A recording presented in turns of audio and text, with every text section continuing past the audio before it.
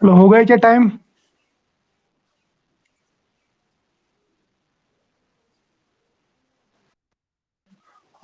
एक मेरे घड़ी में अभी 1 मिनट बाकी है, 12:15 शुरू करेंगे। ठीक है, ये आपको क्लियर दिख रहा पेज? अच्छा अच्छा।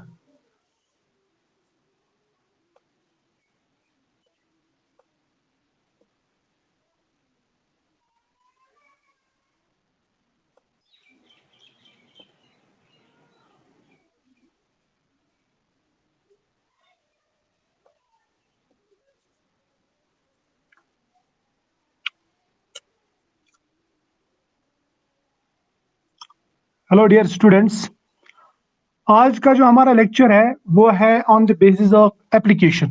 ठीक है, इसमें हम डिस्कस करेंगे applications of nano particles, applications. और इसके बाद में मैं आपको पढ़ाऊंगा सिंथेसिस यानी प्रिपरेशन ऑफ नैनो पार्टिकल्स। पहले एप्लीकेशंस देखते हैं, एप्लीकेशंस ऑफ नैनो पार्टिकल्स या नैनो मटेरियल्स बोलूंगा मैं। ठीक है, मैं जो एप्लीकेशंस लूंगा वो मैं ब्रॉड एरिया एप्लीकेशंस लूंगा,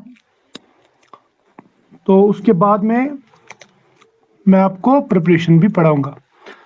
तो एप्लीकेशंस में सबसे पहली एप्लीकेशन अगर मैं एनवायरनमेंट में देखूं, एनवायरनमेंट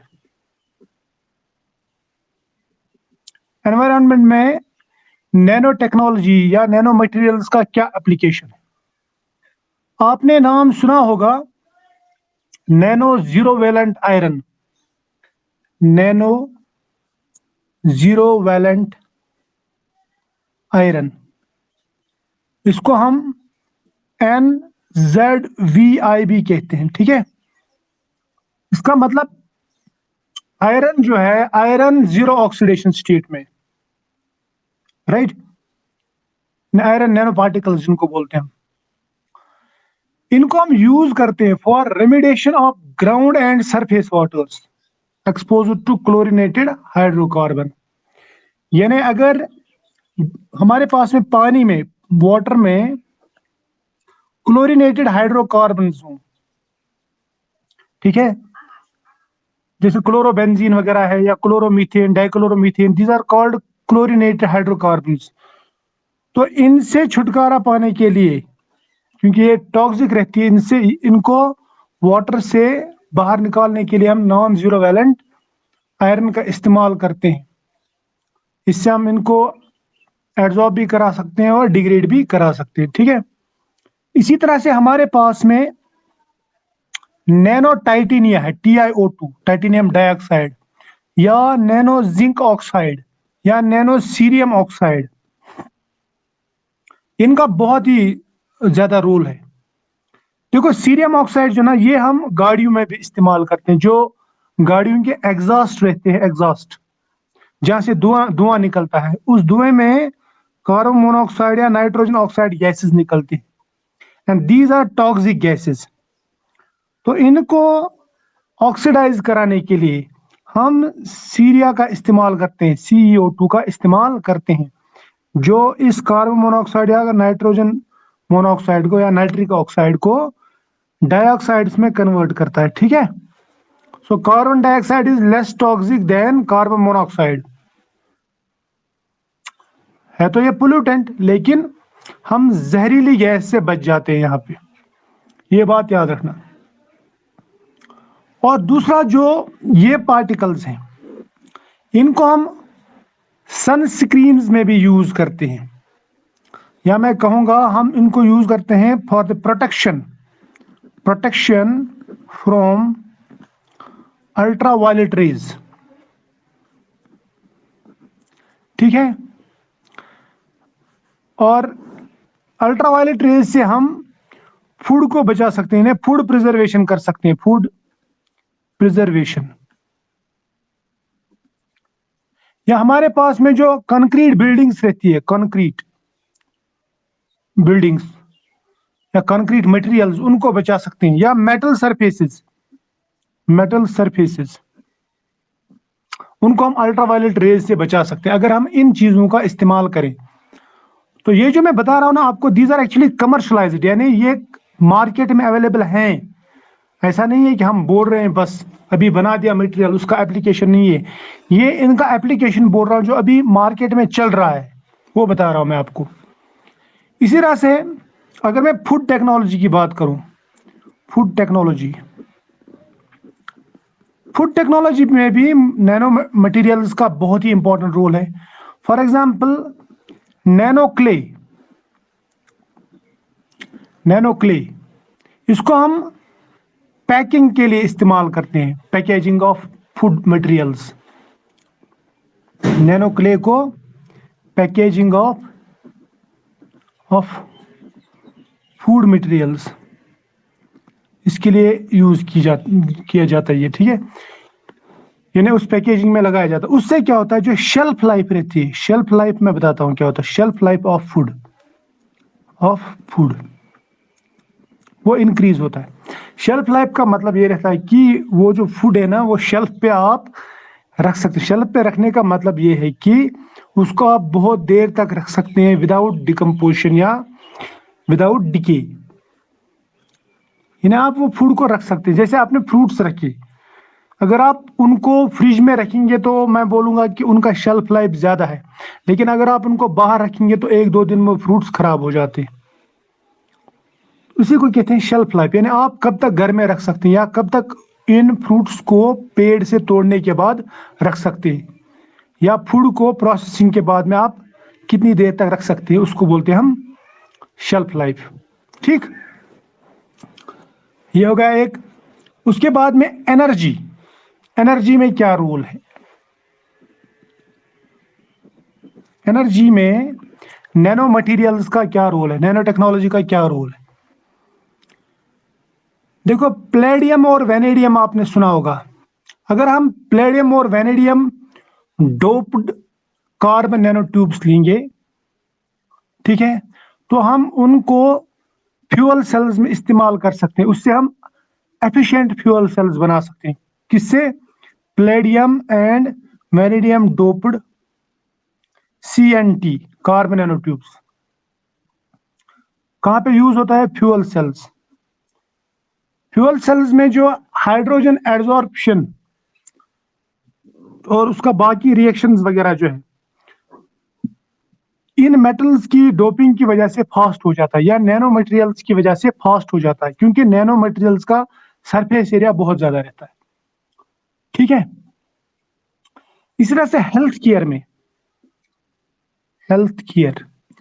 केयर में क्या एप्लीकेशन है इसकी? हेल्थ केयर में हमारे पास में नैनो पार्टिकल गोल्ड जो रहता है, नैनो पार्टिकल्स ऑफ गोल्ड और सिल्वर, ये बहुत ही इंपॉर्टेंट है।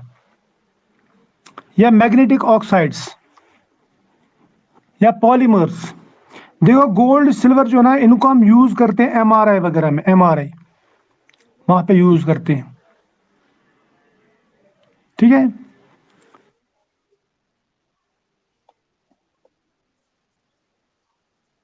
ठीक। और जो हमारे पास में CT स्कैन वगैरह रहता है ना, उसके लिए हम इन नैनो पार्टिकल्स का यूज करते हैं। उससे जो वहां पे इमेजेस मिलती है, एमआरआई इमेजेस या सीटी स्कैन में जो इमेजेस मिलती है, उनका जो कंट्रास्ट है वो अच्छा रहता है, यानी क्लियर इमेजेस मिलती है इनकी वजह से, तो इनको यूज करते हैं वहां पे। इसी तरह से थेरेपी में भी यूज कर सकते हैं इनको, थेरेपी, या फिर ड्रग डिलीवरी जो है, ड्रग डिलीवरी, ड्रग डिलीवरी में यूज किया जाता है नैनो नैनो मटेरियल्स को। लेकिन वो कौन सी नैनो मटेरियल्स हैं, जैसे मैंने आपको कल बताया था, डेंड्राइट्स यानी पॉलीमर्स। पॉलीमर्स को हम यूज करते हैं फॉर टारगेटेड ड्रग डिलीवरी, ठीक है। इसी तरह से टेक्सटाइल्स,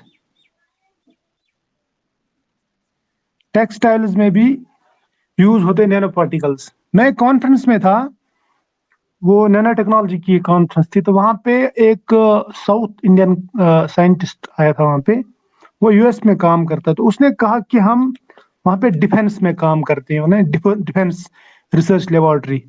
तो उन्होंने एक शर्ट बनाया था, नैनो शर्ट बोलते थे उसको, नैनो मटेरियल्स का शर्ट।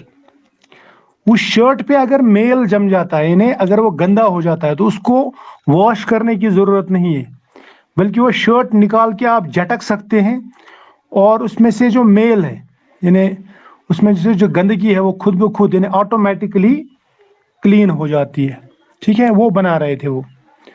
अब यहाँ पे जो टेक्सटाइल्स में बात करूंगा, मैं करूंगा बात silver nanoparticles. Silver nanoparticles को हम टेक्सटाइल्स में इंपार्ट करते हैं, याद रखना, सिल्वर नैनो पार्टिकल्स। और सिल्वर नैनो पार्टिकल्स जब कपड़ों में आ जाते हैं, तो इनमें एंटी बैक्टीरियल या एंटी माइक्रोबियल प्रॉपर्टी रहती है। So these are antimicrobial silver nanoparticles, और उससे हमारे कपड़ों से बदबू भी नहीं आती है। मैं कहूंगा कि ये एंटी फोलिंग भी है, एंटी फोलिंग।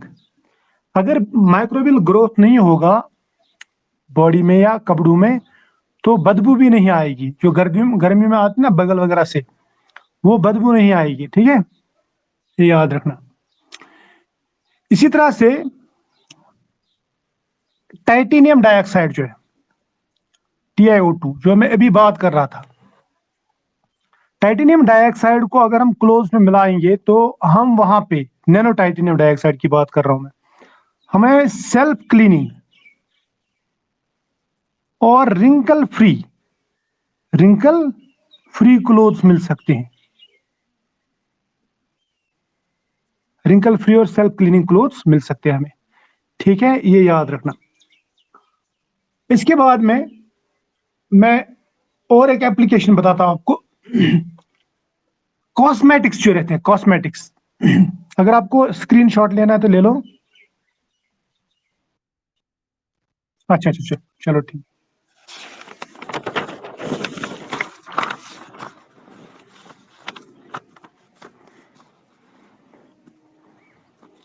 हमारे पास में जो कॉस्मेटिक्स रहते हैं ना, क्रीम वगैरह, कॉस्मेटिक्स, उनमें हम यूज करते हैं नैनो टाइटेनिया या नैनो जिंक ऑक्साइड, ठीक है। ये सोप्स में भी लगाते हैं, क्रीम्स में लगा सकते हैं, या लोशंस में लगा सकते हैं। इन्हें आप इनको सोप्स में या फिर सनस्क्रीन जो रहता है, सनस्क्रीन लोशन, क्योंकि जो टाइटेनिया वगैरह है ना, ये अल्ट्रावायलेट रेज को एब्जॉर्ब करती है, यानी आपको अल्ट्रावायलेट रेज से बचाती है, ठीक है। इस तरह से मॉइस्चराइजर जो रहते हैं, इनमें हम इनको यूज कर सकते हैं। इसी तरह से डिफेंस, डिफेंस में यानी आर्मी वगैरह जो है ना, उनके लिए डिफेंस में हमारे पास में कार्बन नैनो ट्यूब्स है, CNTs बोलते हैं इनको, कार्बन नैनो ट्यूब्स, या ग्राफीन है, या मेटल नैनो ऑक्साइड्स हैं, मेटल नैनो ऑक्साइड्स, ठीक।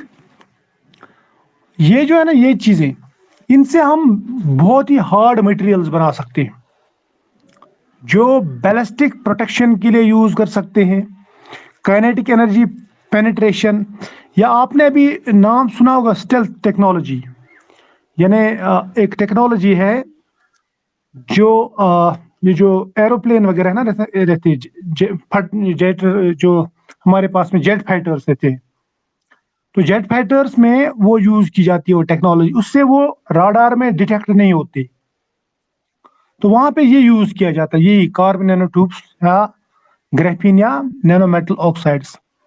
और हमारे पास में जो ब्लड प्रूफ जैकेट्स रहते हैं, ब्लड प्रूफ जैकेट्स,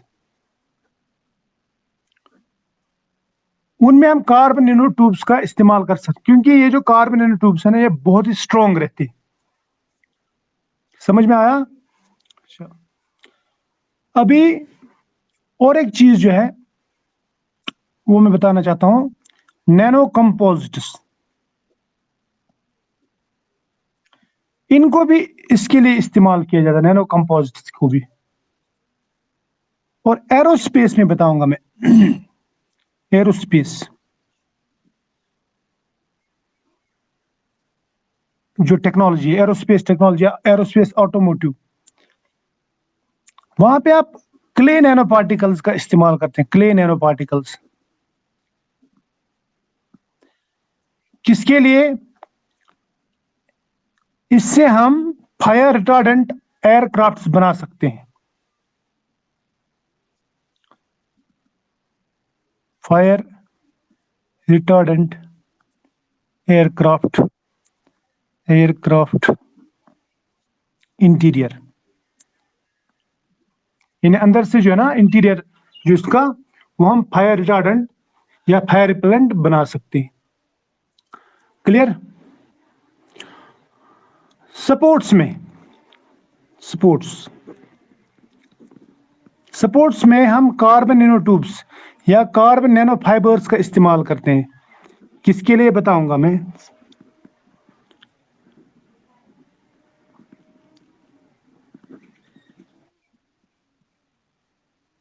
इन चीजों का इस्तेमाल किया जाता है वहां पे। जैसे आपने, आपके पास में गोल्फ बॉल आपने सुना होगा, गोल्फ, जिसको आप लोग कहते हैं गोल्फ, हम गोल्फ कहते हैं इसको। उसके लिए जो बॉल यूज होती है या उसके लिए जो स्टिक यूज होती है या शेफ्ट यूज होते हैं, उनको फ्लेक्सिबल बनाने के लिए हम इन मटेरियल्स का इस्तेमाल करते हैं। ठीक है? या जो टेनिस रैकेट्स है, टेनिस रैकेट्स अक्सर जल्दी टूट जाते हैं, जो अगर आप टेनिस खेलते होंगे तो आपको मालूम है, तो उनको स्ट्रांग बनाने के लिए हम कार्बन नैनो ट्यूब्स का इस्तेमाल करते हैं। इसी तरह से रेसिंग में जो बाइसाइकिल्स लगते हैं, उनमें बहुत सारे कंपोनेंट्स में हम कार्बन नैनो ट्यूब्स का इस्तेमाल करते हैं। ठीक है?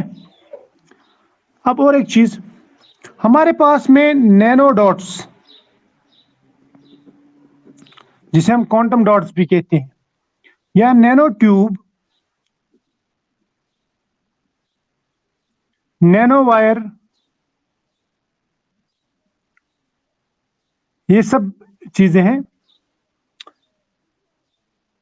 इनको हम इस्तेमाल करते हैं ऑप्टो इलेक्ट्रॉनिक्स के लिए। ऑप्टो इलेक्ट्रॉनिक्स, ऑप्टो मतलब ऑप्टिकल प्रॉपर्टीज जो है वो एनहेंस करने के लिए, या इलेक्ट्रॉनिक प्रॉपर्टीज को मॉडिफाई करने के लिए हम नैनो मटेरियल्स का इस्तेमाल करते हैं।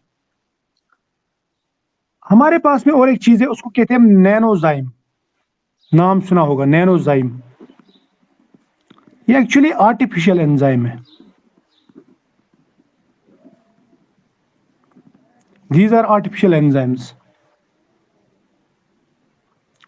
और ये आर्टिफिशियल एंजाइम्स किसके लिए यूज की जाती हैं? ये यूज की जाती है बायोसेंसिंग के लिए, बायोसेंसिंग या बायो इमेजिंग। ठीक? या ट्यूमर डिटेक्शन के लिए, ट्यूमर डिटेक्शन के लिए इनको इस्तेमाल किया जा सकता है। बात मेरी समझ में आ रही है? शाबाश। हाँ, कौन? हाँ, यहाँ पे जो ना नैनो एंजाइम्स में ट्यूमर डिटेक्ट करने के लिए जो मैं आपको बता रहा हूँ, ये एंजाइम्स जो यूज करते हैं इसमें, जैसे इमेजिंग होती है। आपने रेडियो डिटेक्शन नाम सुना है कभी? रेडियो ट्रेसिंग, तो इसमें उस तरह का काम करता है। और ये टेम्परेचर भी डिटेक्ट कर सकता है, क्योंकि मैंने अभी आपको बताया ना बायोसेंसिंग, ये वहाँ का टेम्परेचर वगैरह भी, मतलब उसको डिटेक्ट करने के लिए भी हम इस्तेमाल कर सकते हैं। ठीक है, ये टेम्परेचर से या उसका जो ग्रोथ है उसकी वजह से, या उसके जो इमेज है उसकी वजह से भी हम इनको डिटेक्ट कर सकते हैं। क्योंकि ट्यूमर जो आता है, ट्यूमर का मतलब वो अगर हम रेडियो ट्रेसिंग लगाएंगे वहाँ पे उसका इमेज अलग आता है। उसी तरह से एंजाइम्स जो है, एंजाइम्स भी, ये जो नैनोजाइम्स है ये भी उसका इमेज अलग दे सकते हैं, या टेम्परेचर जो है वो उसका अलग आ जाता है एज कंपेयर टू मतलब नॉर्मल सेल्स या नॉर्मल टिश्यू। ठीक है। अब और एक बात जो है वो है एडवांटेजेस, क्या है इसके एडवांटेजेस, किसके एडवांटेजेस? नैनो मटेरियल्स की। देखो, आपने नाम सुना होगा सिरामिक्स। अगर हम नैनो सिरामिक्स लेंगे, नैनो सिरामिक्स जो है ये ज्यादा डक्टाइल रहते हैं, ductile as compare to coarse. Coarse जो रहते हैं, यानी वो सिरामिक्स जो फाइन पार्टिकल से बने होंगे वो ज्यादा डक्टाइल रहते हैं, लेकिन जो कोर्स यानी मोटे पार्टिकल से बने हुए रहते हैं वो लेस डक्टाइल रहते हैं, कम डक्टाइल रहते हो। ठीक है। और एलिवेटेड टेम्परेचर्स पे तो इनकी ये डक्टाइलिटी, यानी हायर टेम्परेचर्स पे इनकी डक्टाइलिटी बढ़ ही जाती है। अब और एक चीज जो है वो है मेटल नैनो पाउडर्स। आपने सुना होगा नाम, मेटल नैनो पाउडर्स। यानी आपके पास में प्योर मेटल है, अगर हम उसका नैनो पाउडर बनाएंगे, नैनो साइज पाउडर बनाएंगे, ठीक है, उन्हीं को हम कहते हैं मेटल नैनो पाउडर्स। ये जो ना ये हम यूज करते हैं for cold welding. Cold welding मतलब हम वेल्डिंग के लिए हाई टेम्परेचर इस्तेमाल करते हैं, लेकिन नैनो मेटल पाउडर जो है ये हम लो टेम्परेचर पे भी वेल्डिंग के लिए इस्तेमाल करते हैं, क्योंकि इनका मेल्टिंग पॉइंट कम रहता है। ठीक है, कोल्ड वेल्डिंग के लिए यूज करते हैं। और यहाँ पे मेटल मेटल बॉन्ड जल्दी बन जाता है, तो मेटल मेटल जो बॉन्ड है वो जल्दी बन जाता है। क्लियर? वेल्डिंग में तो यही होता है, मान लीजिए कोई चीज टूटी हुई है, कोई मेटल की चीज टूटी हुई है, तो हम उसको जोड़ते हैं वेल्डिंग से, लेकिन उसके लिए हाई टेम्परेचर की जरूरत पड़ती है, हाई टेम्परेचर वेल्डिंग होती है। यहाँ पे अगर नैनो पाउडर्स हम यूज करेंगे तो हम इसको लो टेम्परेचर्स पे भी वेल्ड करा सकते हैं, यानी जोड़ सकते हैं, मेटल मेटल बॉन्ड बना सकते हैं। उसी को हम कहते हैं कोल्ड वेल्डिंग। ठीक है, पेज पलट देता हूं मैं।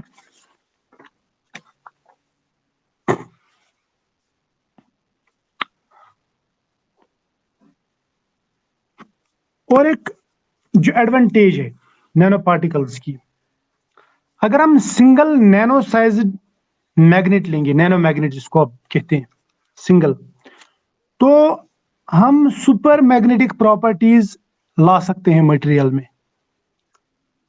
Single nano sized nano magnet,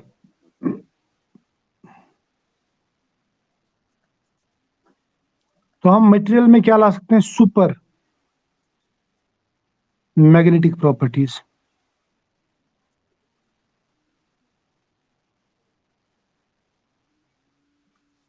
right, ये चीजें जो आगे है ना ये हम समझेंगे बता रहा हूँ सिर्फ एडवांटेज इनकी क्या क्या है क्योंकि हमें मैग्नेटिक प्रॉपर्टीज पढ़नी है। ठीक।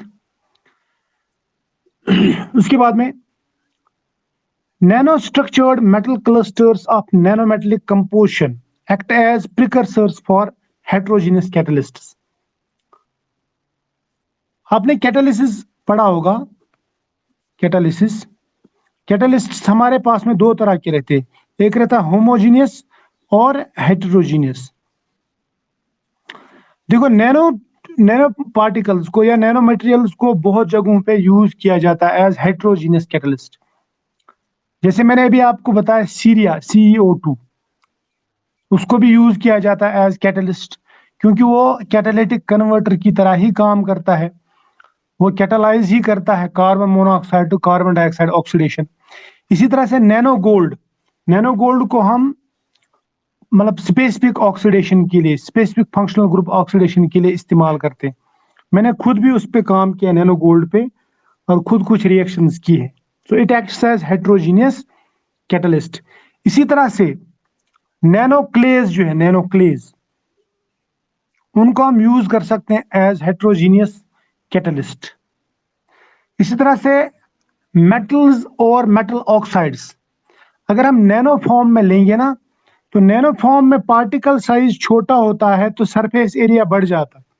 मान लीजिए ये एक पार्टिकल है, बड़ा पार्टिकल, इसका जो सरफेस है, एक्सपोज सरफेस वो ये है, तो मैं बोलूंगा इसका सरफेस एरिया इतना है। लेकिन अगर मैं इसी को ब्रेक कर दूं छोटे छोटे पार्टिकल्स में, तो इसका जो अंदर का सरफेस है ना वो भी एक्सपोज हो जाएगा। और जितने छोटे पार्टिकल्स बनेंगे उतना सरफेस एरिया ज्यादा होगा।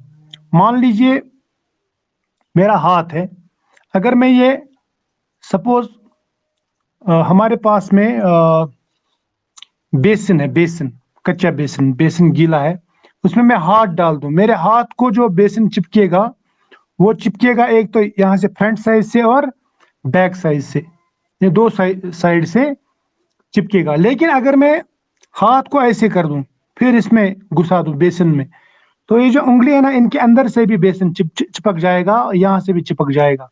क्यों चिपक जाएगा? क्योंकि अब सरफेस जो है, सरफेस, अब सरफेस ज्यादा एक्सपोज हो गई, सरफेस एरिया बढ़ गया है ना। पहले ये बल्क में था, अब मैंने इसको अलग अलग किया। इसी तरह से अगर हम बड़े पार्टिकल्स को ब्रेक करके छोटे छोटे पार्टिकल्स में ब्रेक करेंगे, तो जो अंदर की सरफेस है ना वो भी एक्सपोज हो जाती है, तो सरफेस एरिया बढ़ जाता है। तो सरफेस एरिया बढ़ गया तो इसकी एक्टिव साइड्स बढ़ जाती हैं, एक्टिव साइड्स बढ़ गई तो इसकी कैटालिटिक प्रॉपर्टीज या कैटालिटिक एक्टिविटी भी बढ़ जाती है। बात समझ में आ रही है? ये होगी एक बात। हाँ शाबाश। अब और एक एडवांटेज है इसका, जो सोलर सेल्स है ना हमारे पास में, सोलर सेल्स में हम सिलिकॉन का इस्तेमाल करते हैं, सिलिकॉन। अब अगर मैं ये सोलर सेल्स में नैनो सिलिकॉन यूज करूं, नैनो सिलिकॉन, ठीक है, ये सोलर सेल है, मींस उसका सोलर प्लेट है, तो उसके ऊपर ऐसे सिलिकॉन लेयर रहती है। अगर मैं ये सिलिकॉन लेयर जो है ना ये नैनो साइज की ले लूं, यानी नैनो लेयर, तो ये नैनो सिलिकॉन ज्यादा ट्रांसपेरेंट रहेगा, लाइट के ज्यादा ट्रांसपेरेंट। क्यों? क्योंकि नैनो मींस ये बहुत ही थिन लेयर बनेगी, तो इसकी ट्रांसपेरेंसी बढ़ जाएगी। समझ में आ रहा? तो इस तरह से ये जो है, these are advantages of what nanoparticles, ये इसकी खासियत है। इस तरह से हमारे पास में नैनो टाइटेनिया पोरस फिल्म जो रहती है, नैनो टाइटेनिया, उनको भी हम यूज कर सकते हैं फॉर हाई ट्रांसमिशन या हाई सरफेस एनहेंसमेंट। लेकिन नैनो पार्टिकल्स की कुछ डिसएडवांटेजेस भी है। क्या है? Disadvantages, disadvantages. और कौन कौन सी डिसएडवांटेज है वो मैं बताऊंगा आपको। देखो ये पार्टिकल साइज है छोटा, तो सरफेस एरिया है ज्यादा। मैं आपको एक चीज बताता हूं जो आप याद रखना, नैनो पार्टिकल या नैनो मटेरियल का मतलब क्या रहता है? नैनो मटेरियल किस चीज को कह सकते हैं? देखो, एक तो इसका जो डायमीटर है, जो नैनो मटेरियल मीन्स इसके जो कंस्टिट्यूएंट पार्टिकल्स रहते हैं या बिल्डिंग ब्लॉक्स रहते हैं, उनका साइज या उनका डायमेंशन 1 to 100 नैनोमीटर रहना चाहिए बाहर से। इसको भी बोल सकता हूं नैनो मटेरियल, है ना? या कोई ऐसा सब्सटेंस जिसके अंदर पोर हो, पोर, और अगर उन पोर्स का जो डायमेंशन है, पोर्स का डायमेंशन वो 1 to 100 नैनोमीटर है, तब भी मैं इनको बोलूंगा नैनो मटेरियल्स, लेकिन उस टाइम पे बोलूंगा नैनो पोरस मटेरियल्स। तो दोनों नैनो मटेरियल्स हैं, चाहे वो उनके कंस्टिट्यूएंट पार्टिकल्स का साइज या बिल्डिंग ब्लॉक्स का साइज 1 to 100 नैनोमीटर हो, चाहे उनके अंदर जो पोर है, यानी सुराख है, उनका जो डायमीटर है वो 1 to 100 नैनोमीटर है। दोनों को हम नैनो मटेरियल कहते हैं। लेकिन इससे भी एक डेफिनेशन जो हाईली स्पेसिफिक है वो ये है कि अगर किसी सब्सटेंस का surface to volume ratio, surface to volume ratio, surface to volume ratio 60 metre square पर ml या पर क्यूबिक सेंटीमीटर स्क्वायर, जिसको आप बोलते हैं पर सीसी, यानी centimetre cube, sorry centimetre cube या ml जिसे आप कहते हैं, तो इसको भी मैं कह सकता हूं इट इज नैनो मटेरियल। समझ में आया ना? तो इसका मतलब नैनो मटेरियल्स का जो सरफेस एरिया है वो बहुत ही ज्यादा रहता है। कितना? 60 मीटर स्क्वायर पर ml ऑफ मटेरियल या पर क्यूबिक सेंटीमीटर ऑफ मटेरियल। अगर सरफेस एरिया ज्यादा है तो इसका मतलब इसकी जो एक्टिव साइड्स है, एक्टिव सरफेस है, वो ज्यादा है। बात समझ में आ गई? और अगर एक्टिव सरफेस ज्यादा है तो इसका मतलब इसकी सरफेस कभी भी रिएक्ट कर सकती है, इसकी सरफेस स्टेबल नहीं होगी। तो नैनो मटेरियल जो है वो अनस्टेबल रहते हैं, क्योंकि सरफेस ज्यादा एक्सपोज्ड है, तो सरफेस टेंशन ज्यादा होगा, सरफेस एनर्जी ज्यादा होगी, है ना? तो ये अनस्टेबल होगा। दूसरा, ये पुअर करोजन रेजिस्टेंट है, पुअर करोजन रेजिस्टेंट, यानी ऐसे मटेरियल को करोजन जल्दी हो जाता है, इनमें करोजन जल्दी हो जाता है। क्यों जल्दी हो जाता है? क्योंकि कभी भी ऑक्सीडेशन हो सकती है, क्योंकि सरफेस ज्यादा है, सरफेस ज्यादा है। These are highly reactive, right? और इनकी जो सॉल्युबिलिटी है वो ज्यादा रहती है, हाई सॉल्युबिलिटी, जो प्रॉब्लम भी क्रिएट कर सकता है लास्ट में। इनकी सॉल्युबिलिटी ज्यादा रहती है। और अगर मैं नैनो पार्टिकल ले लूं, उसके अगर कांटेक्ट में ऑक्सीजन आ जाता है तो इसके साथ में जल्दी रिएक्ट करता है, इसकी जल्दी ऑक्सीडेशन हो जाती है। और ये ऑक्सीडेशन कभी कभी एक्सप्लोजिव भी हो जाती है, यानी एक्सप्लोजन हो जाता है, वहां पे धमाका हो सकता है। तो दीज आर हाईली एक्सप्लोजिव, मैं बोल सकता हूं। ठीक। और एक खास बात, जो नैनो मटेरियल्स हैं जो हम बनाते हैं, उनको प्योर फॉर्म में बनाना मुश्किल है, इनको प्योर फॉर्म में बनाना मुश्किल है। सो इनमें इन्हें इम्प्योरिटी ज्यादा रहती है, इम्प्योरिटी ज्यादा रहती है। And these are difficult to synthesise, difficult to synthesise,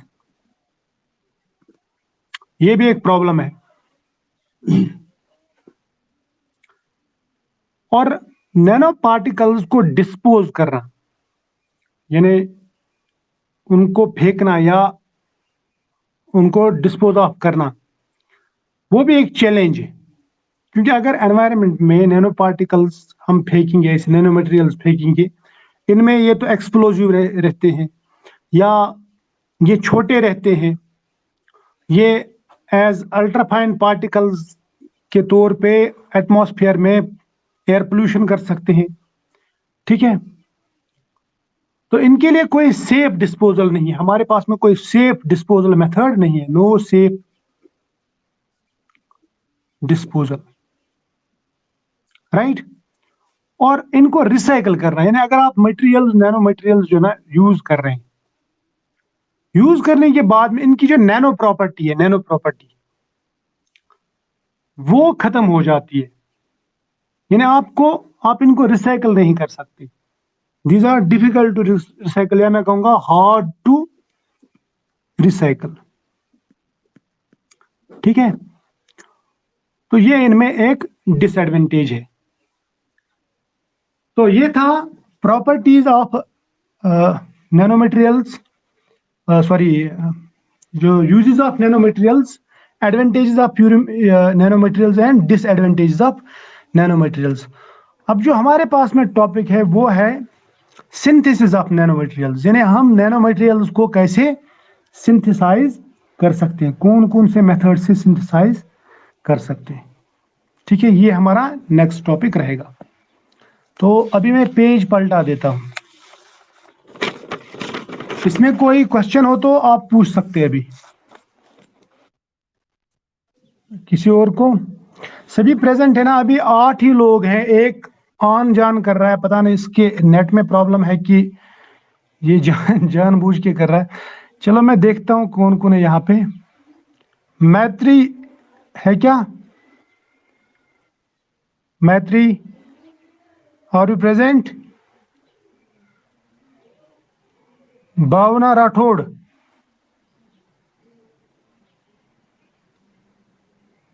यमनी, चलो ठीक है, तो इसका मतलब भावना राठौड़ प्रेजेंट है क्या? अच्छा, ये मैत्री कहाँ है? मैत्री नहीं, इसने ऐसे ऑन करके रखा, पता नहीं खुद कहाँ सो गई है। अच्छा, यमनी, अ, नहीं, यमनी यमनी बोल रहा हूँ मैं। अच्छा, मैत्री प्रेजेंट आ गई है, यमनी ये भी सो गई है कहीं पे। दर्शना, हाँ चलो ठीक है ठीक है। ये कौन है? चतमी पटेल, हाँ, चतमी पटेल है क्या कोई? अच्छा, चाटमी पटेल है, चाटमी पटेल है। तो पटेल साहिबा समझ में आ रहा है?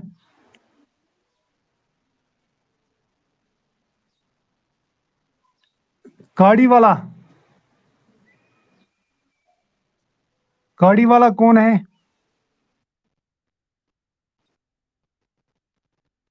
कौन? यामिनी अभी तक कहाँ थी? अच्छा अच्छा अच्छा, काड़ी वाला, हु इज दिस काड़ी वाला? ये भी सो गई है, पता नहीं। अच्छा, भगवती, हाँ, हाँ। अच्छा अच्छा, मैत्री, मैत्री कौन है? मैत्री पटेल,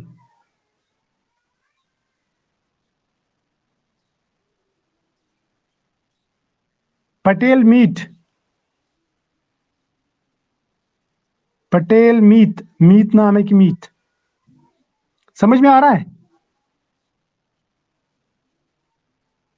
चलो, फिर मैं आगे की तरफ बढ़ता हूं। जो नया टॉपिक है हमारा वो है सिंथेसिस ऑफ नैनो मटेरियल्स या प्रिपरेशन ऑफ नैनो मटेरियल्स, ठीक है। बोर तो नहीं हो रहा? अब बोर नहीं होगा, अभी तक जो भी था ना, इट वाज ऑल बोरिंग। क्योंकि इंट्रोडक्शन है। अच्छा अच्छा, अब जो है, अब इंटरेस्टिंग चीजें हैं।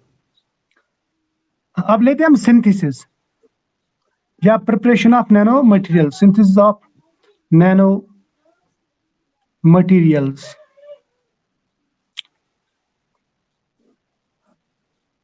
ठीक है। देखो, कोई भी नैनो मटेरियल जो हम प्रिपेयर करते हैं ना, उसके लिए हमारे पास में दो मेथड्स रहते हैं, दो मेथड, दो तरीके, यानी हम दो तरीकों से नैनो मटेरियल्स तक पहुंच सकते हैं। ये दो तरीके बताने से पहले मैं आपको बताता हूं कि नैनो मटेरियल्स क्या रहते हैं एक्चुअल में, आपको कंफ्यूजन नहीं होना चाहिए, ठीक है। तो देखो, nanomaterials these are actually intermediate materials. हमारे पास में तीन तरह के मटेरियल्स रहते हैं। एक रहता है atoms and molecules, atoms and molecules, ठीक है। दूसरा रहता है बल्क, बल्क मटेरियल्स। जैसे हमारे पास में सॉलिड स्टेट मटेरियल है, सॉलिड स्टेट या कंडेंस्ड फेज बोलते हैं इसको, कंडेंस्ड फेज। जैसे अगर मैं वाटर का एक मॉलिक्यूल ले लूं और वाटर का एक गिलास ले लूं तो दोनों में फर्क है। ये है बल्क मटेरियल, वाटर का एक गिलास, और वाटर का एक मॉलिक्यूल, इसको मैं बोलूंगा कि ये मॉलिक्यूल लेवल का मटेरियल है। तो इन दोनों में अलग अलग फिजिक्स या अलग अलग साइंस अप्लाई होता है, अलग अलग मैकेनिक्स अप्लाई होता है। मॉलिक्यूल्स में जो मैकेनिक्स इस्तेमाल होता है, जो फिजिक्स इस्तेमाल होता है, उसको हम कहते हैं क्वांटम मैकेनिक्स, यानी ये क्वांटम लॉज फॉलो करता है। जबकि यहां पे ये न्यूटोनियन लॉज फॉलो करता है, न्यूटन, न्यूटन के लॉज। अब इन दोनों को छोड़ के, इन दोनों के बीच में एक ब्रिज है, उसी ब्रिज को हम कहते हैं नैनो मटेरियल्स। क्या कहते हैं? Nano materials. यानी ना तो ये बल्क है और ना ही ये एटॉमिक और मॉलिक्यूलर सब्सटेंसेस, ये याद रखना। एटम का मैंने आपको बताया, एटम जो रहते हैं ना वो एंगस्ट्रॉम रेंज में रहते हैं, और ये जो रहते हैं ये माइक्रोन रेंज में रहते हैं मटेरियल्स। जबकि ये नैनो जो है, नैनो मटेरियल्स ये रहते हैं 1 to 100 नैनोमीटर रेंज में। तो इसके लिए अलग साइंस लगता है, इसके लिए अलग साइंस लगता है, जबकि इसके लिए अलग साइंस लगेगा, ठीक है। देखो, बताने का मतलब क्या है, हम नैनो मटेरियल्स को यहां से भी बना सकते हैं और यहां से भी बना सकते हैं। यानी मैं बड़े पार्टिकल से नैनो मटेरियल बना सकता हूं, या फिर मैं छोटे छोटे मॉलिक्यूल्स और एटम्स से नैनो मटेरियल बना सकता हूं। यहां पे मैं स्मॉल से लार्ज में जा रहा हूं, यहां पे मैं लार्ज से स्मॉल में जा रहा हूं। So these are two different techniques, two different ways by which we can prepare these nanomaterials. ये जो है स्मॉल से लार्ज में जाना, इसको हम कहते हैं bottom up, bottom up method. जबकि ये वाला जो है, ये वाला मेथड, कौन सा वाला मेथड? ये स्मॉल से लार्ज में जाना, इसको हम कहते हैं top down method, top down method. तो दोनों में फर्क है, एक है बॉटम अप और दूसरा है टॉप डाउन मेथड। अब हमारे पास में इसके लिए भी अलग अलग टेक्निक्स है, फिजिकल, केमिकल और बायोलॉजिकल, इसके लिए भी अलग अलग टेक्निक्स है, फिजिकल और केमिकल टेक्निक्स, ठीक है, या बायोलॉजिकल टेक्निक्स। यानी अगर मैं इन मटेरियल्स को, नैनो मटेरियल्स को बनाना चाहूं, मैं बल्क से नैनो में भी जा सकता हूं, या मॉलिक्यूल्स और एटम से नैनो में भी जा सकता हूं। तो दोनों तरीके हमारे पास में, ठीक। तो इसके लिए हम केमिकल मेथड्स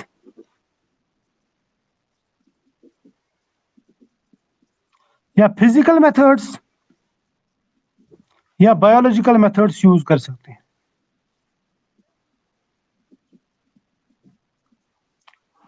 केमिकल मेथड्स का मतलब हम केमिकल रिएक्शंस करा के, केमिकल चेंजेस ला के नैनो मटेरियल बना सकते हैं। इसमें केमिकल रिएक्शंस होती है, केमिकल रिएक्शंस।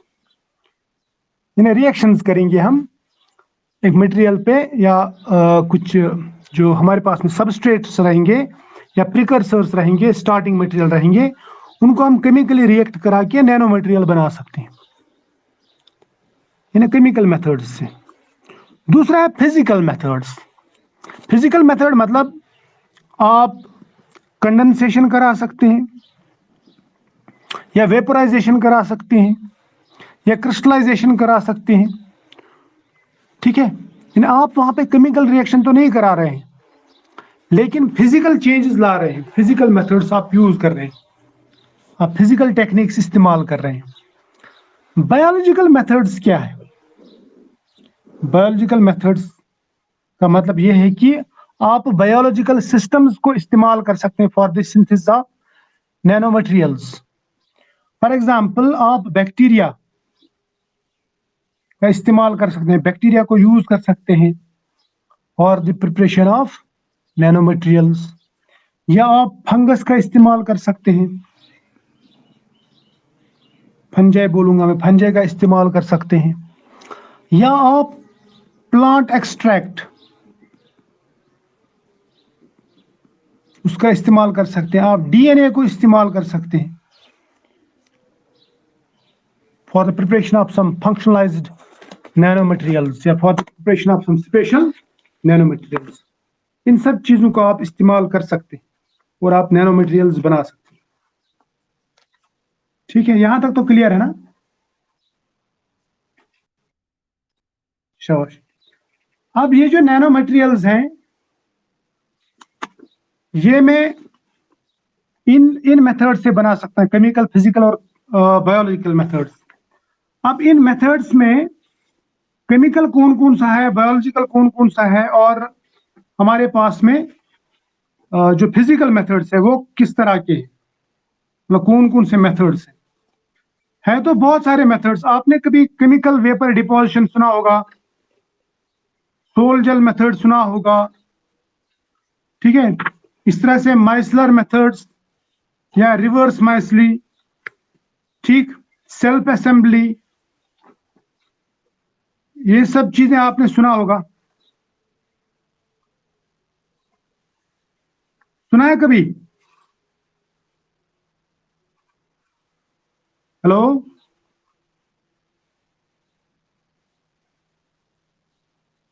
हेलो, आप लोग मेरी बात सुन रहे हैं ना?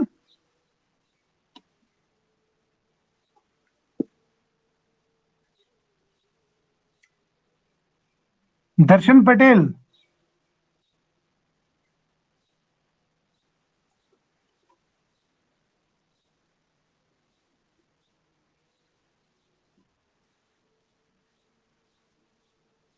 आवाज आ रही है आपको?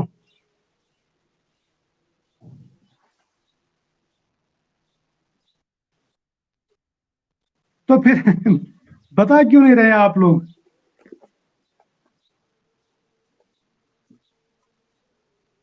देखो, मैंने जो अभी मेथड्स बताया ना आपको, कौन कौन सा मेथड बताया?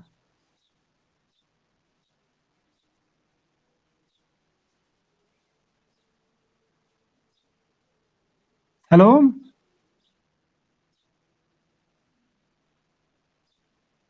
पता नहीं कहाँ खो गए। देखो, मैंने आपको बताया कि फिजिकल, बायोलॉजिकल और केमिकल मेथड्स है हमारे पास में। इन बायोलॉजिकल मेथड्स में मैंने आपको बताया कि माइक्रोब्स, जिसमें बैक्टीरिया या फंजे इस्तेमाल कर सकते हैं, प्लांट एक्सट्रैक्ट यूज कर सकते हैं, डीएनए यूज कर सकते हैं, या प्रोटीन्स को भी आप इस्तेमाल कर सकते हैं। ठीक, जैसे एग्जांपल बताता हूं मैं आपको।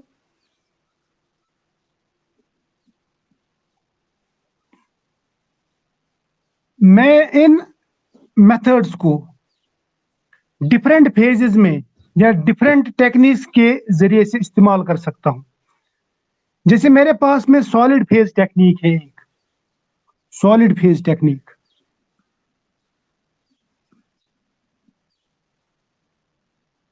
सॉलिड फेज टेक्निक में क्या करते हैं हम, उसमें हम मैकेनिकल ग्राइंडिंग कर सकते हैं। मैकेनिकल यानी आप सॉलिड फेज में ही मटेरियल बना सकते हैं, नैनो मटेरियल बनेगा लेकिन सॉलिड फेज में, आपको लिक्विड मिलाने की जरूरत नहीं है। तो यह आप कैसे कर सकते हैं, इसमें आप मैकेनिकल ग्राइंडिंग यानी पीस सकते हैं, ग्राइंडिंग। बड़ा मटेरियल है उसको कूटो और छोटे मटेरियल में कन्वर्ट करो, जैसे सुरमा बनाते हैं आप, ठीक है, गांव में सुरमा बनाते हैं ना, तो वो उसको भी मैं बोल सकता हूँ कि इट इज मैकेनिकल ग्राइंडिंग। या आटा बनाना, यानी आप मक्की से या गेहूं से आटा जो निकालते हैं, that is also called mechanical grinding. तो यही टेक्निक्स जो है ना, इसी तरह की टेक्निक्स मैं बोल सकता हूं कि हम यूज कर सकते हैं for the preparation of nano materials, ठीक है, नैनो मटेरियल्स के लिए यूज कर सकते हैं। ये पेज खत्म हो गया था, ये ला लिया मैंने। अभी हमारे पास में जो नैनो मटेरियल के लिए मैकेनिकल ग्राइंडिंग है, उसमें सबसे स्पेशल जो है वो है high speed ball milling. Ball milling ये हमारे सिलेबस में है, ठीक है, हाई स्पीड बॉल मिलिंग जो ये हमारे सिलेबस में है, ये हम पढ़ेंगे इन डिटेल। इस तरह से इलेक्ट्रो एक्सप्लोजन है हमारे पास में, स्पटरिंग है, स्पटरिंग ये भी हम पढ़ेंगे। इसका लेक्चर जो है वो मैंने ऑनलाइन भी डाला यूट्यूब चैनल पे, आप वहां से भी देख सकते हैं स्पटरिंग का। इस तरह से लेजर एब्लेशन मेथड है, लेजर एब्लेशन, ठीक, ये होगी एक, these were some solid phase techniques. उसके बाद में और एक टेक्निक है, उसको कहते हैं aerosol technique, aerosol technique. Aerosol technique क्या है, सोल का मतलब रहता है colloidal particle, solid colloidal particle, sol. और अगर आप वो कोलाइडल पार्टिकल एयर में रखेंगे, यानी if it is in air medium या गैस मीडियम, तो हम उसको बोलते हैं एरोजोल। और अगर यही पार्टिकल वाटर में है तो अल्कोजोल, सॉरी एक्वाजोल। अगर अल्कोहल में है तो अल्कोजोल। अगर बेंजीन में यही पार्टिकल्स हैं, कोलाइडल पार्टिकल छोटे छोटे, तो हम उसको बोलते हैं बेंजोजोल। तो aerosol means colloidal particles in gas phase और एयर फेज। तो हम उन कोलाइडल पार्टिकल से भी नैनो मटेरियल्स बना सकते हैं, इन्हें एरोजोल से बना सकते हैं। उसके लिए जो टेक्निक्स है हमारे पास में, वो है, एक टेक्निक है उसको कहते हैं इलेक्ट्रो स्प्रेइंग, ये एक टेक्निक है। दूसरा जो टेक्निक है वह है flame pyrolysis, flame pyrolysis. Pyrolysis का मतलब रहता है breaking by using fire. Fire का मतलब रहता है फायर यानी आग, आग की वजह से किस चीज को ब्रेक करना, उसको बोलते हैं हम पायरोलिसिस। अब और एक टेक्निक है उसको कहते हैं हम liquid phase technique, liquid phase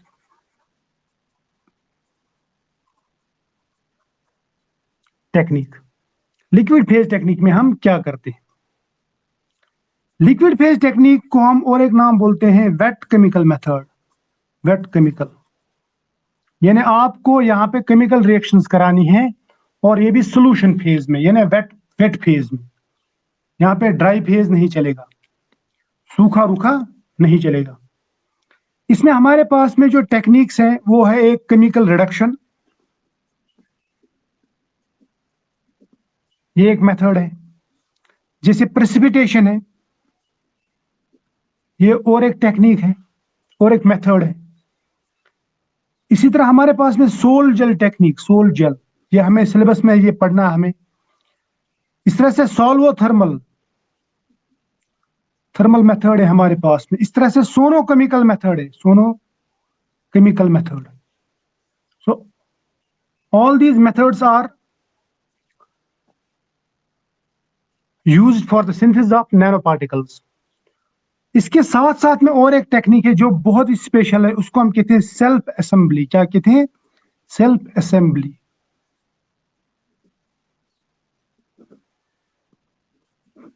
self assembly. Self assembly का मतलब रहता है सेल्फ ऑर्गेनाइजेशन। यानी मान लीजिए मेरे पास में एक सॉल्यूशन है, सॉल्यूशन में जो पार्टिकल्स है, दीज आर सस्पेंडेड पार्टिकल्स, ये दूर दूर हैं, मैं बोलूंगा ये मॉलिक्यूल्स हैं, और ये अगर खुद ब खुद आपस में मिल जाए, यानी spontaneous, without using some external force, अगर ये आपस में मिल के बड़े बड़े पार्टिकल्स बनाएंगे, नैनो पार्टिकल्स, तो मैं बोलूंगा इसको ये है सेल्फ असेंबली। क्या है? Self assembly. सेल्फ असेंबली का मैं मतलब समझा देता हूं। जैसे अगर हम दूध बनाते, दूध रहता है ना हमारे पास में, घरों में दूध रहता है, उससे दही बनाते, तो वो दही जमाने के लिए क्या हम कोई फोर्स लगाते हैं? नहीं। उसमें अगर आप थोड़ा सा एसिड डालोगे तब भी दही जमेगा, उसमें थोड़ी सी दही डालोगे तब भी दही जमेगी, अच्छी दही जमेगी। लेकिन अगर आप उसमें कुछ भी नहीं डालोगे दूध में, तो कुछ दिनों के बाद में ऑटोमेटिकली वो दूध जो है वो दही में कन्वर्ट हो जाता है, यानी प्रेसिपिटेट हो जाता है वो। उसको मैं कह सकता हूँ सेल्फ असेंबली। इसी तरह से अगर मैं एक सॉल्यूशन ले लूं और इस पे प्रेसिपिटेशन आ जाता है, पीपीटी, जैसे अगर मैं सोडियम क्लोराइड सॉल्यूशन में AgNO3 डाल दूं तो ऑटोमेटिकली वो प्रेसिपिटेट बनाता है।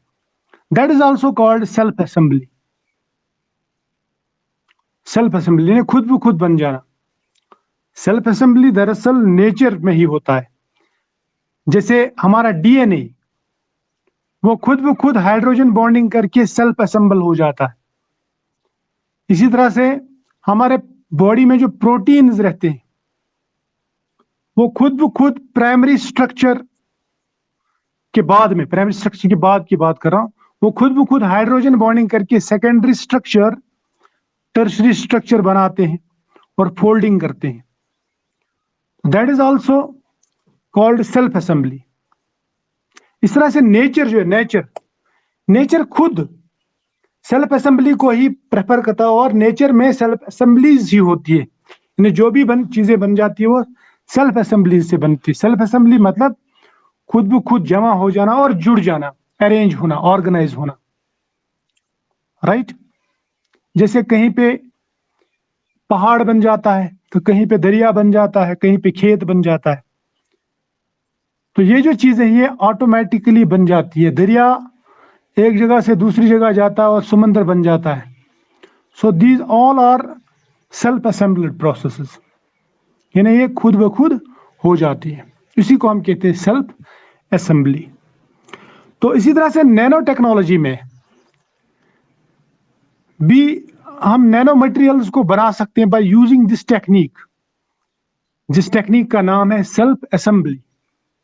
और इसका बहुत ज्यादा इस्तेमाल किया जाता है for the preparation of nano materials, और इससे वेल ऑर्गेनाइज्ड और डिजायर्ड नैनो मटेरियल्स हम बना सकते हैं। इसलिए ये बहुत ही इंपॉर्टेंट टेक्निक है।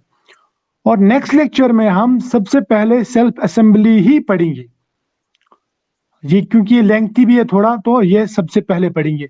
उसके बाद में जो बाकी टेक्निक्स हैं, तो वो मैं ऑलमोस्ट 1 और 1.5 लेक्चर में पूरा कंप्लीट कर दूंगा। ठीक है। तो अभी जो है, अभी आपका टाइम भी हो रहा है, 1:15 भी हो रहा है यहाँ पे, तो थोड़ा सा टाइम बचा है, 2-3 मिनट। तो आई होप आप लोगों को ये लेक्चर जो है ये पसंद आया होगा, आप लोगों ने एंजॉय किया होगा इसको। नैनो मटेरियल्स जो है या नैनो टेक्नोलॉजी जो है ये थोड़ा सा हेक्टिक भी है, इसलिए क्योंकि अभी लोगों को इसकी समझ नहीं है, और ये बेसिक लेवल पे हमें इस चीज़ का कोई नॉलेज नहीं रहता, या हमें बेसिक जो एजुकेशन दी जाती है वहाँ पे हमें इसका इंट्रोडक्शन भी नहीं दिया जाता है, और ये नया फील्ड भी है अभी, और इसको समझना थोड़ा सा डिफिकल्ट है। लेकिन फिर भी मैं कोशिश कर रहा हूँ कि आप लोगों को समझाने की, ताकि आप लोगों को हर बात जो है अच्छे से समझ में आ जाए। तो मैं कुछ क्वेश्चंस पूछूंगा और एक एक करके पूछूंगा। सबसे पहले ये दर्शन पटेल है क्या?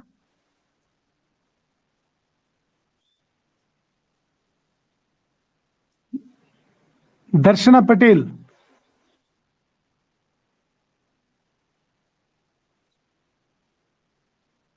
हाँ, चली गई। अच्छा, ये काड़ी वाला कौन है, काड़ी वाला?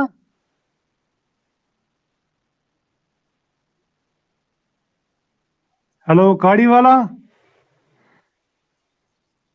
हाँ, दर्शना पटेल। मेरी आवाज आ रही है?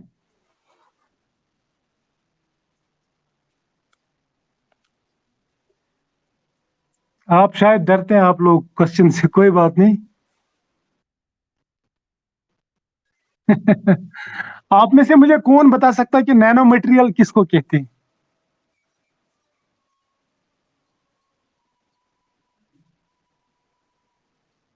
कोई भी। आप जैसे भी मुझे समझाओ, नैनो मटेरियल किसको कहते हैं? किस चीज को हम नैनो मटेरियल कह सकते हैं?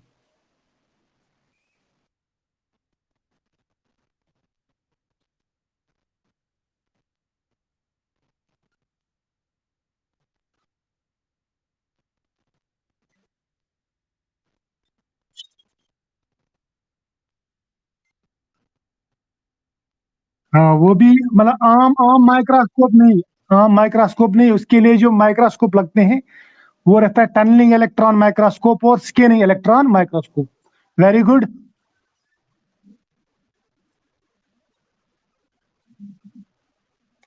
नहीं नहीं, वो जो ना दो हजार, उनको बोलते हैं सब एटॉमिक पार्टिकल्स। इवन कि एटम्स भी नैनो पार्टिकल में नहीं आ सकते।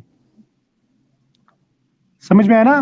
These are called actually quantum particles. जो मॉलिक्यूल्स एटम्स होते हैं जो 1 नैनोमीटर से बिलो रेंज में आते हैं, वो नैनो पार्टिकल्स में नहीं आती। उनको हम बोलते हैं, उनको हम कहते हैं माइक्रोस्कोपिक पार्टिकल्स, या हम कह सकते हैं उनको क्वांटम पार्टिकल्स।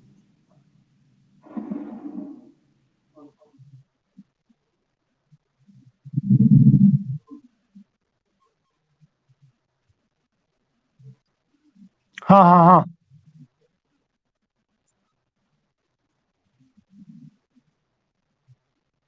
हाँ, नैनो पार्टिकल का जो रेंज है ना, डायमेंशन है, वो 1 टू 100 है। जबकि 100 टू 1000 में जो आता है, वो आता है कोलाइडल पार्टिकल।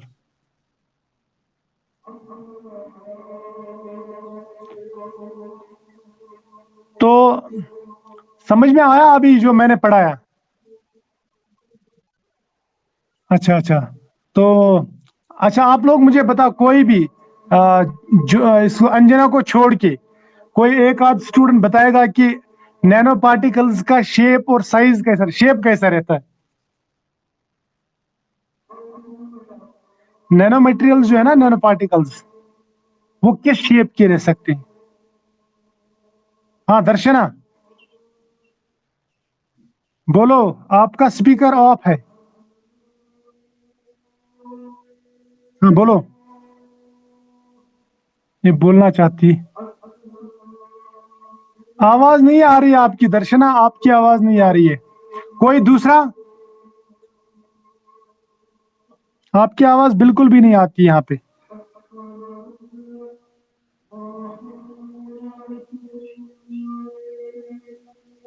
ये काड़ी वाला कौन है, काड़ी वाला? अच्छा, यमिनी, यमिनी है क्या?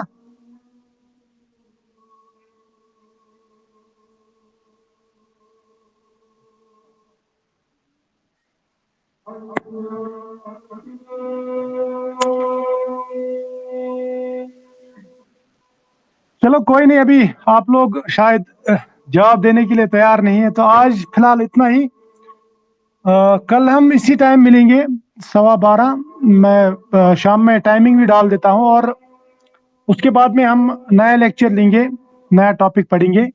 उसमें हम सबसे पहले सेल्फ असेंबली पढ़ेंगे, ठीक है? तो फिलहाल आज इतना ही है। चलो bye, enjoy life. Okay. Okay, bye.